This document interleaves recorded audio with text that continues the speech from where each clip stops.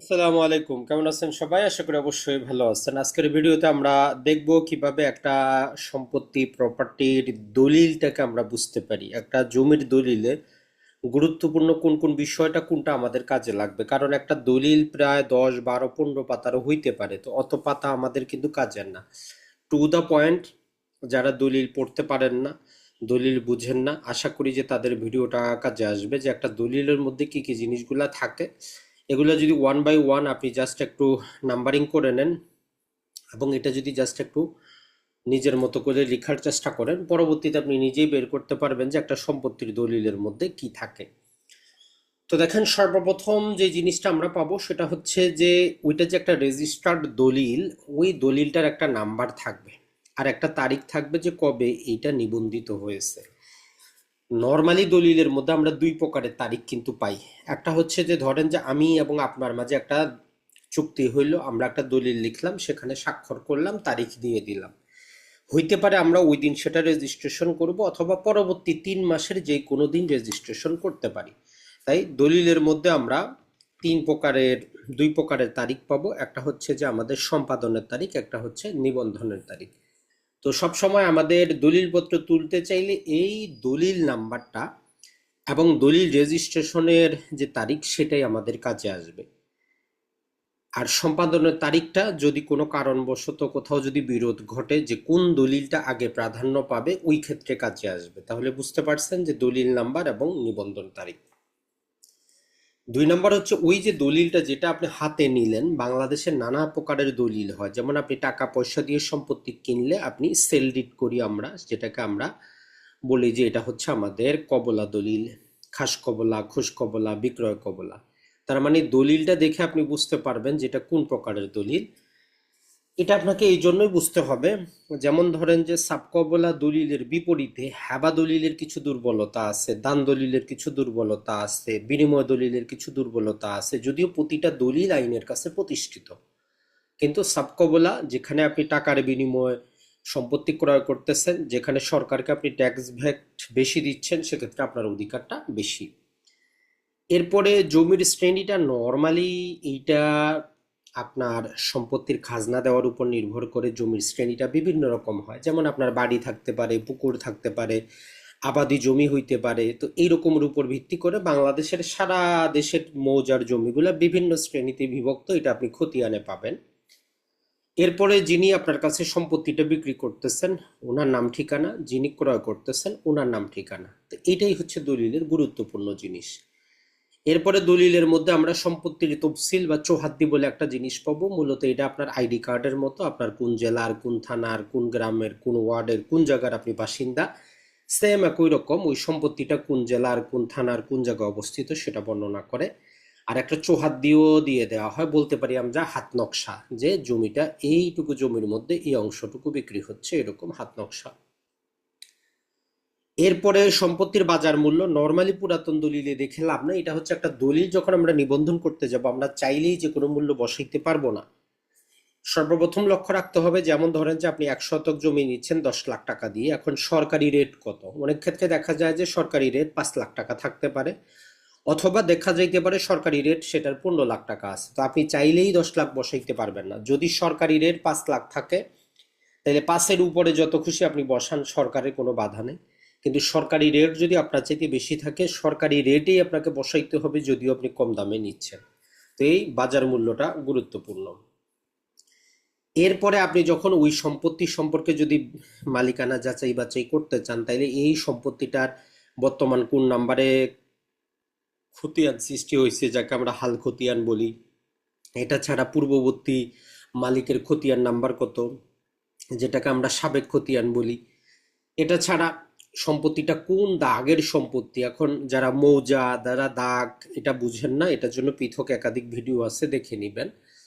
এরপরে আপনার কাছে যে সম্পত্তিটা বিক্রি করতেছে, তাহলে মোট কতটুকু জমি এবং ওইখান থেকে আপনার কাছে কতটুকু বিক্রি করতেছে। যেমন আমার 100 শতক জমি আছে, আপনার কাছে আমি 10 শতক বিক্রি করতেছি। তো এটা হইলে আপনি একটা ক্লারিফিকেশন পান যে মালিকের কতটুকু ছিল, কতটুকু বিক্রি করছে।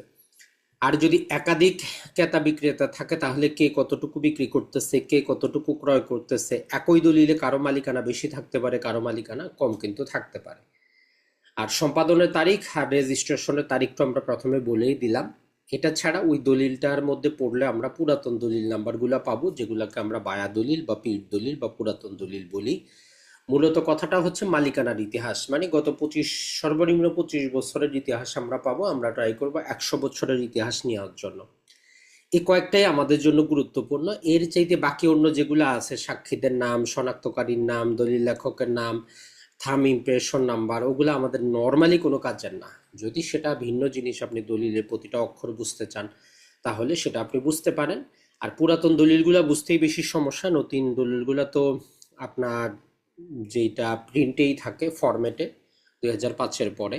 তো এটা যেমন পুরাতন দলিল, তো এইখানে দেখেন যে একটা নাম্বার দেওয়া আছে, এখানেও একটা নাম্বার দেওয়া আছে। তো এটা হচ্ছে আমার দলিল নাম্বার, এটা হচ্ছে আমার তারিখ 7/3/1994।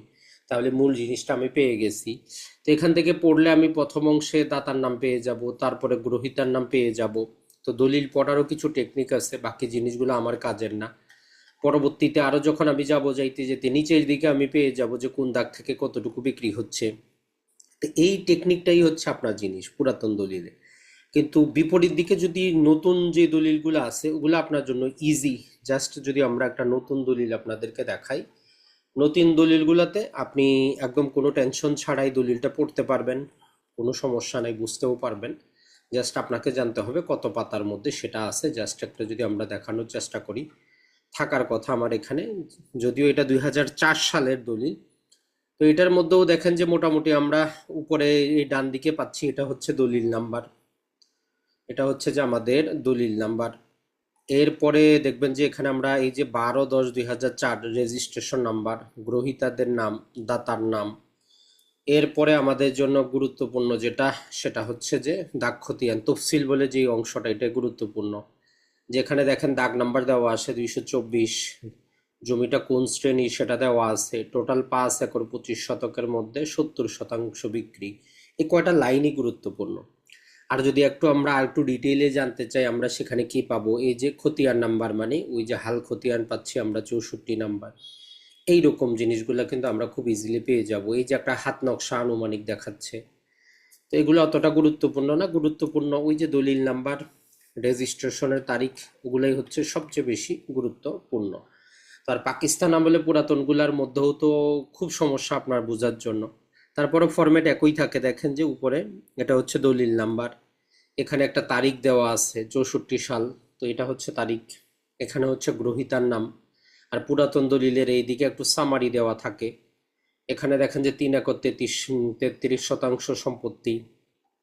মূলত আপনি যখন একটা দলিল পড়তে পড়তে অভ্যস্ত হবেন, এতগুলো লেখা আপনাকে পড়তে হবে না। এটার ভিতরে কিছুই নেই, পাইকারি হারে পছন্দ হয়েছে, কেন বিক্রি করতেছে, টাকা পয়সার দরকার, ওই জিনিসগুলাই লেখা থাকে। মূলত আমাদের কাজের হচ্ছে তার দাগ নাম্বার, খতিয়ান নাম্বারগুলা। যেমন এটার মধ্যেও দেখেন যে আমাদের মৌজা লেখা আছে, এরপরে দেওয়া আছে যে আমাদের 102/3, এটা হচ্ছে হাল সাবেক দাগ, 98 হচ্ছে হাল দাগ। এটা ছাড়া এই যে দাগে জমি হচ্ছে 10 একর 18, তার মধ্যে বিক্রি হচ্ছে 3 একর 33। তো এই জিনিসগুলো আপনি একদিনে ধরতে পারবেন না, একটু প্র্যাকটিস যদি করেন ধীরে ধীরে কিন্তু আপনি পেরে যাবেন, কোনো সমস্যা কিন্তু নাই। তো আশা করি আপনাদের দলিল পড়ার ব্যাপারে সমস্যা হবে না। আর একটা আমরা আগামী ভিডিওতে আমাদের আধুনিক দলিলগুলা দেখাবো। আর এটা হচ্ছে যে, এটাও জাস্ট একটু দেখিয়ে দেই, দলিলগুলা যদি 2 বছরে আমরা সংগ্রহ না করি, এইরকম তারা নোটিশ করার পরে 3-4 বছর পরে জ্বালিয়ে দেয় মূল দলিলটা। তবে সার্টিফাইড কপি আপনি উঠাইতে পারেন। কারণ আমাদের দলিলগুলা এই যে নকল নবিশ আছে, যাদের জন্য প্রতি পাতা 36 টাকা করে সরকার নেয়, এদের দায়িত্ব হচ্ছে এগুলাকে, এই যে এগুলাকে বালাম বই বলে, এগুলা লিখে রাখা। যেমন এখানে। আর এটা হচ্ছে যে আমরা দলিলের পিছনে যে আঙ্গুলের ছাপটা দেওয়া হয়, একই রকম আঙ্গুলের ছাপটা একই সময় কি করা হয়, সরকারি আরেকটা যে টিপ বইয়ে নেওয়া হয়, যেটা 50 বছর পর্যন্ত থাকে। তো এটা হচ্ছে সরকারি বালাম বই, যেখানে কোনো কিন্তু ছবি কিন্তু থাকে না। দেখেন যে, আর এই লেখাগুলা যদি নকল নবিশের হাতের লেখা খারাপ হয়, বুঝতে খুবই টাফ।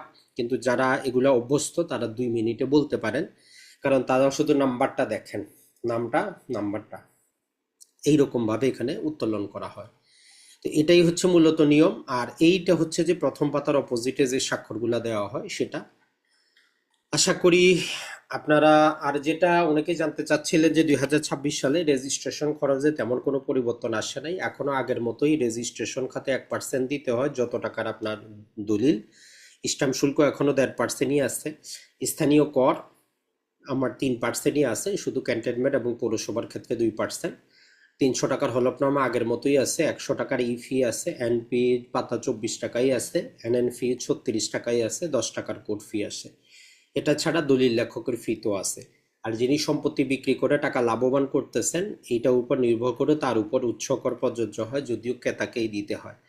এটা নির্ভর করে আপনি কোন জেলা কোন থানার উপর আছে, এটা আপনার দলিল মূল্যের 5%, 3%, 2%, 2%ও হইতে পারে, বিভিন্ন ক্যালকুলেশন আছে। আর যদি আপনি সেটা রিয়েল এস্টেট কোম্পানি থেকে নেন, সেক্ষেত্রে আবার উচ্চ আয়কর আসতে পারে, এটা ছাড়া ভ্যাট আসতে পারে। তো এইখানে আবার এগুলাই কিন্তু অনেক বেশি।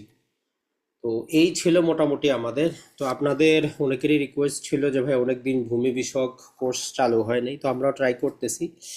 দেখি আগামী 10-15 দিনের মধ্যে ইনশাল্লাহ, না হলে ফেব্রুয়ারির প্রথম থেকে ভূমি রিলেটেড আরেকটা শর্ট কোর্স নিয়ে আসবো। ভালো থাকবেন, সুস্থ থাকবেন, আসসালামু আলাইকুম।